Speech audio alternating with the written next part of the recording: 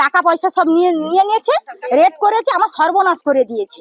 তারপরে কি আপনারা এখান থেকে তুলে তাকে হাসপাতালে পাঠালেন? হ্যাঁ, আমরা জল বলছে, শুধু জল খাবে, জল ঢালছি, শুধু বলছে আমাকে জল ঢাল, জল খাওয়া। তারপর আমরা ডাক্তারকে ডাকি, ডাক্তার এসে বলছে স্লাইন দিল, একটা গ্যাসের ইঞ্জেকশন দিল, যদি গ্যাস হয়ে গেছে। তারপর ডাক্তার বলছে আমি তো কিছু বলতে পারছি না, ওকে বাইরে নিয়ে চলে যাও। আমরা মুখ বেড়ে নিয়ে গেলাম, মুখ বেড়ে বলছে এরা কিছু বলছে, স্ট্রোক হয়েছে, তোমরা তমলুক নিয়ে চলে যাও।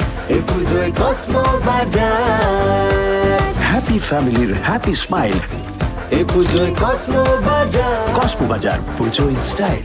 এই তমলুক নিয়ে গেছিল, সরকারি হসপিটালে ভর্তি করা হয়েছিল। কখন মারা গেল? কালকে রাত্রে মারা গেছে, মানে আজকে ভোরে মারা গেছে। আমরা জানতে পারি ভোরে, সকালে উঠে ভোরে জানতে পেরেছি যে মারা গেছে। ঋত্বিক প্রধান আমাদের প্রতিনিধি রয়েছেন এই মুহূর্তে আমাদের সঙ্গে। ঋত্বিক, পুরো ঘটনা সম্পর্কে জানতে চাইবো।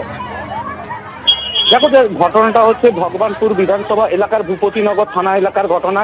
এই এলাকারই এক গৃহবধূ, তার স্বামী কর্মসূত্রে বাইরে থাকে এবং যেটা জানা যাচ্ছে যে গ্রামবাসীদের যেটা অভিযোগ, ওই গৃহবধূকে এক প্রতিবেশী এক ব্যক্তি তাকে কিন্তু বাড়িতে এসে জোর করে তুলে নিয়ে যায় এবং পরবর্তীকালে তাকে ধর্ষণ করা হয় এবং তাকে সেই ঘটনা যাতে ছড়িয়ে না পড়ে তার জন্য তার মুখে কীটনাশক ঢেলে দেওয়া হয় এবং সেই কীটনাশক খাওয়া অবস্থায় তাকে গ্রামবাসীরা উদ্ধার করে হাসপাতালে ভর্তি করে এবং সেখানে তার মৃত্যু ঘটে।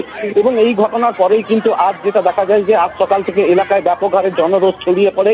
ওই ব্যক্তিকে তুলে নিয়ে এসে গ্রামবাসীরা গণধোলাই দিতে থাকে এবং পরবর্তীকালে ভূপতিনগর থানার পুলিশ খবর পেয়ে সেখানে পৌঁছালে পুলিশকে ঘিরেও কিন্তু বিক্ষোভ চলে। এই মুহূর্তে ওই ব্যক্তিকে আটকে রাখা হয়েছে ওখানে এবং পুলিশও গিয়েছে ঘটনাস্থলে এবং পুলিশকে ঘিরে এই মুহূর্তে বিক্ষোভ চলছে। কারণ গ্রামবাসীদের অভিযোগ যে অবিলম্বে ওই ব্যক্তিকে গ্রেপ্তার করতে হবে এবং তার যাতে শাস্তি হয় তা সুনিশ্চিত করতে হবে।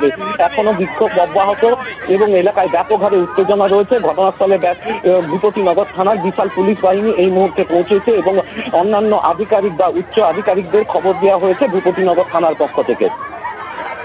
নজর রাখুন ঋত্বিক পরিস্থিতির দিকে।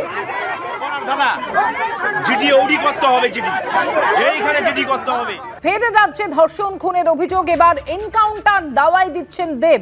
এই ধরনের নিন্দনীয় জঘন্য ঘটনায় শুট অ্যাট সাইট করে দাও বলছেন দেব।